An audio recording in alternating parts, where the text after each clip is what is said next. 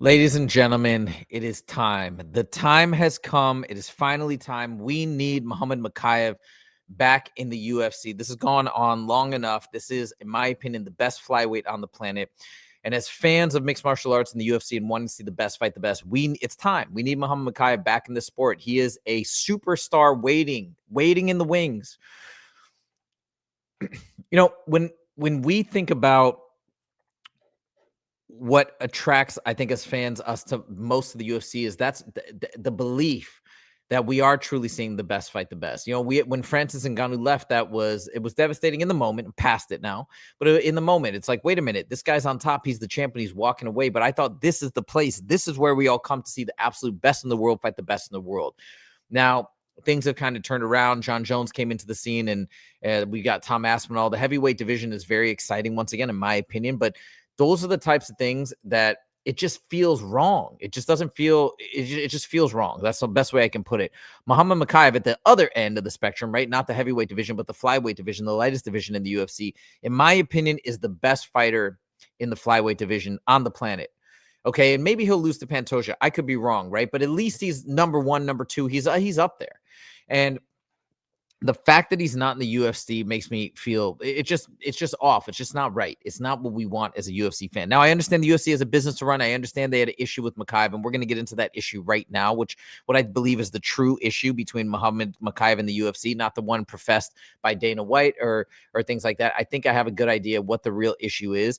And they got to run their business, and they have the clout, and they have the fan base, and they have the UFC machine. They're not going to be beholden to any one particular fighter. And I understand that, and they need to do what's best for their particular business practices. But I hope now at this point that in their eyes, Muhammad Mokaev has proved himself and has shown that he's ready to come back in and be a team player and be an amazing, exciting fighter and beat Pantoja. And as much as I'm a fan of Pantoja and everything that he's done, that's amazing. Man, Mokaev, dude, I'm such a fan of Mokaev. He'd be incredible, and he's only 25. Pantoja's like 36 or 30. Pantoja's up there. He's still doing amazing. But how incredible would it be to have Mokaev come in at this age, get a shot, maybe win the belt, and have like an amazing run, do his thing, maybe move up to 135. There's just so many possibilities. The last thing I'll say is Muhammad Mokaev, what's really impressed me is just how he's grown and matured, I feel, over the years. And on top of that, his devotion to becoming a better fighter, but not just a better fighter, to actually be a more exciting fighter, quote unquote, right? I think he was exciting before, but he wants to improve his striking and his kickboxing. What has he done since his time off? He did a fight in Karate Combat where he couldn't even use wrestling, and he won. He just had another fight for Brave, and we're going to talk about that as well. So I think all around, he has earned it. He would be a star. I think he's going to be a team player. He's going to be an incredible business partner for the UFC, and he's going to bring a lot of eyes to the flyweight division, because as much as we like Pantoja as more of the hardcore fan base, I think Mokaev could bring a whole new host of fans over. And I really do think he's got the personality. He's got the fight. He's got everything to make him a real star, And the flyweight division hasn't had a big star in a while. Maybe you could argue Brendan Moreno, but I think this guy could be it. All right, so let's back up here. What was the original issues? Mokaev had one narrative. Dana White said, he's difficult to work with. He rude. He's such a nightmare to deal with. I don't think that was it. What I think it was is what we're about to see in this press conference, is that Mokaev is an honest guy. He overshared at the pressers. What he said and what he divulged, which is a big problem in my opinion for the UFC, is that he said he was told by the UFC brass that he needs to make his fights more exciting.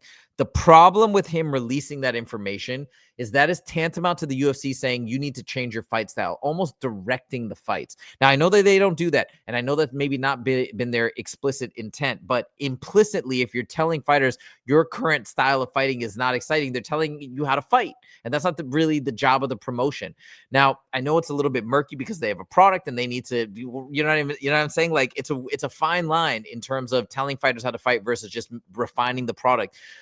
Regardless, I'm not saying the UFC did anything wrong by saying that, but you can't divulge that to the fan base and to the audience, because people like me are going to hear that and kind of is like, I don't want to see behind the veil like that. I don't want to know that you're telling fighters this, because now it's like, are we really seeing them fight their best? Or are they fighting in a way that pleases you so that we have a better you know what I'm saying? I want to see just people fight at their best, and I want to see the best win. So I think it all boils down to Mokaev oversharing. Dana White didn't want to say that was an issue because that would show his hand. So instead he said, no, he's a nightmare to deal with backstage and this and that. I don't think that was ever the issue. So here's Mokaev at I think it was his last fight after he got cut, when he's talking about the fight. And again, he's oversharing about, I think, what the promotion had told him behind closed doors. Check this out. Yes, I want to fight for the belt, and I hope UFC give me a new contract.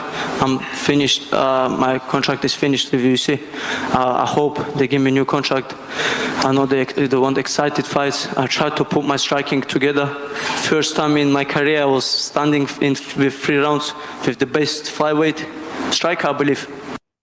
Now, he says, right, that they talking about this idea of they want the exciting fight style. Again, shouldn't have been divulged. I guarantee you they were super pissed about it. Now, to his credit, he has not brought that up anymore. He is not talking about that. I said that months ago because I'm a big fan of Mokaev. I'm like, stop bringing that up. And he did a whole interview with Ariel. I don't believe he brought it up. He's just trying to get back in the good graces of the UFC. This is exactly what he needs to do. And he's so young. He's only 25. That means he made those statements when he was like 23. You don't know anything when you're 23. Like, he's got to get a pass. Hopefully he can come back. It's basically, I think the UFC has put him in timeout in jail.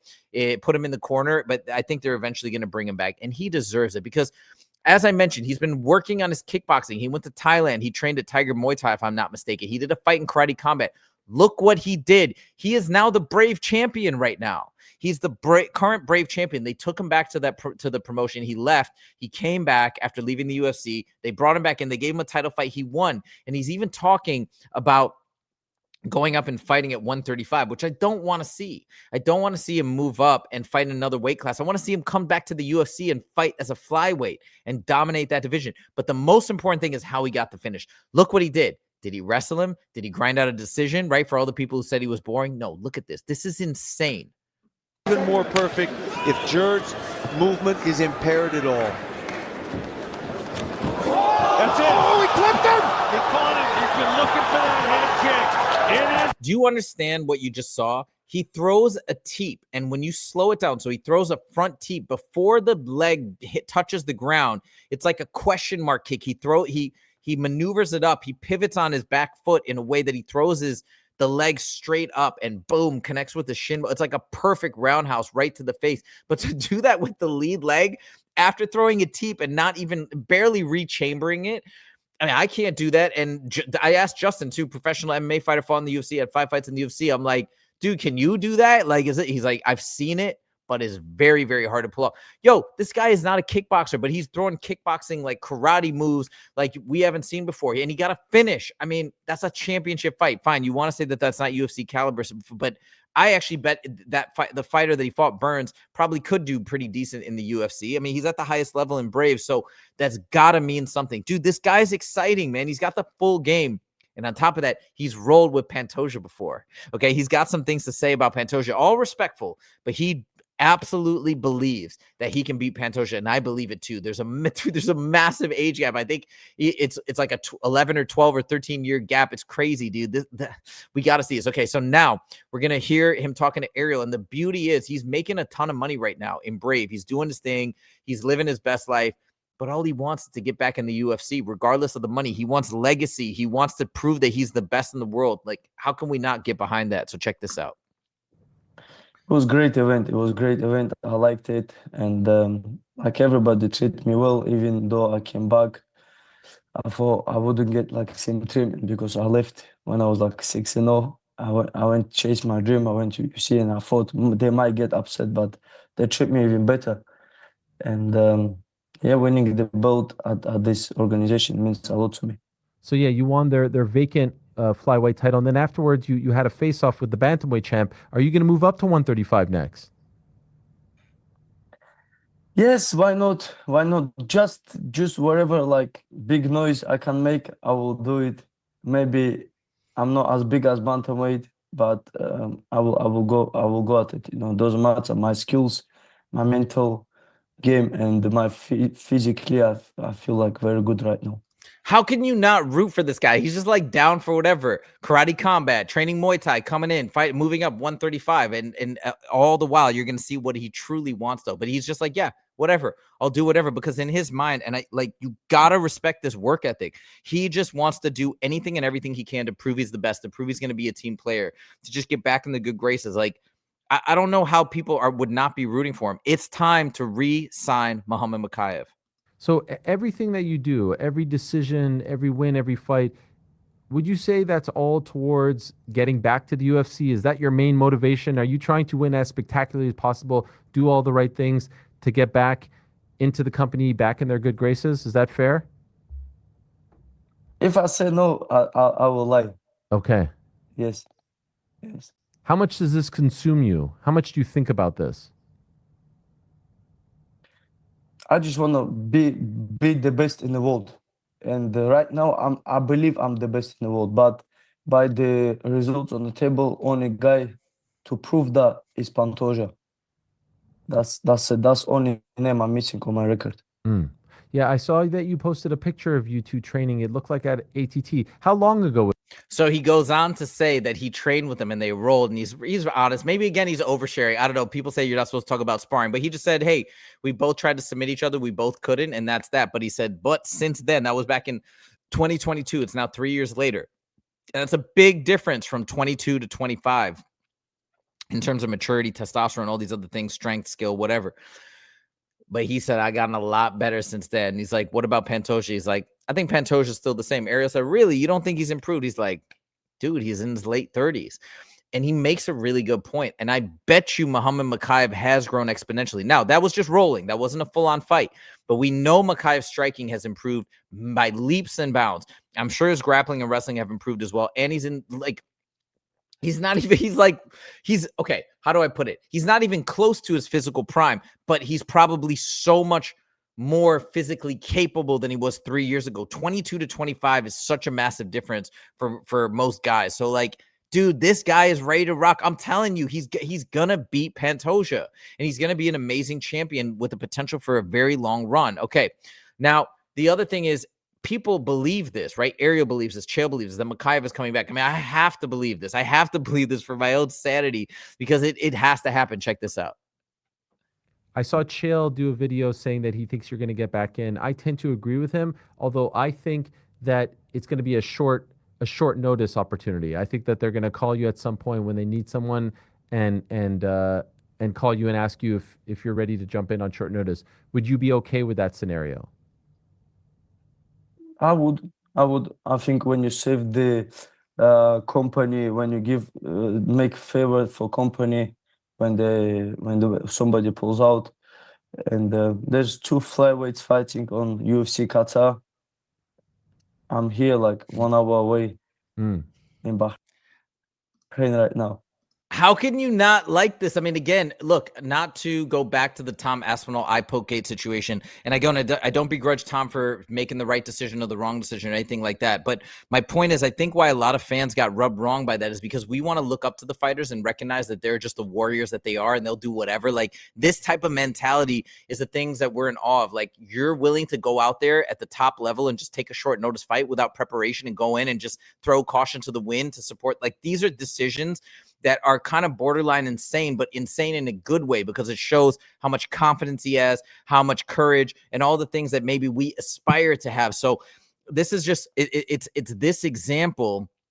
We want to believe that these guys are willing to walk through fire to get the job done, and nothing's going to stop them. No eye poke, no nothing. I'm not saying that Tom made the wrong decision, but that's what I think that's part of the backlash that Tom is getting. And then you hear somebody like Mokaev talk this way. Hey, call me up. I'm in Bahrain. I'm here. Like, that is exciting as a fan.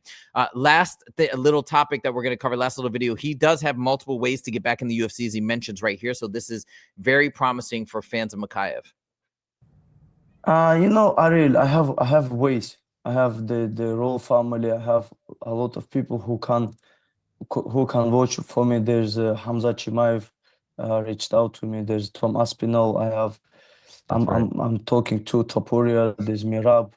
I could possibly ask Islam. I remember he told me straight away, like, go talk to Hunter when it just happened.